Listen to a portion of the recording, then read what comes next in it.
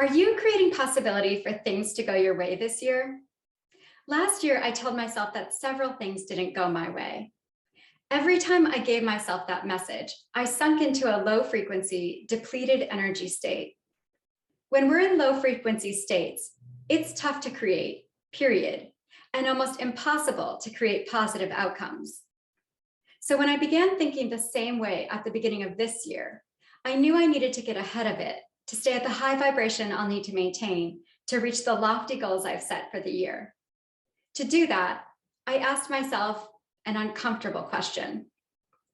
Could it in fact be that things were going exactly my way because my way had shifted in a direction I would not consciously choose?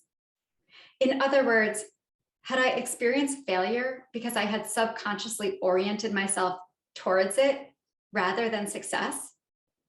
When we think about things going our way, there are two relevant interpretations. First, there's the manner of things going in our favor. In order for that to happen, we need to clearly envision the optimum results and align our thoughts, statements, and actions accordingly. And second, there's our way of being. As I considered these interpretations, it became apparent to me that if I wanted things to happen in my favor more, I needed to get more clear on what that meant. And then I needed to think about how I was thinking, showing up, acting, and responding to create that outcome.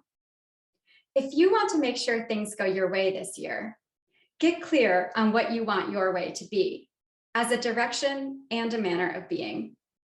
I'd love to coach you through the process. Email me at gretchen@executelligence.com for help figuring out how to make things go your way this year.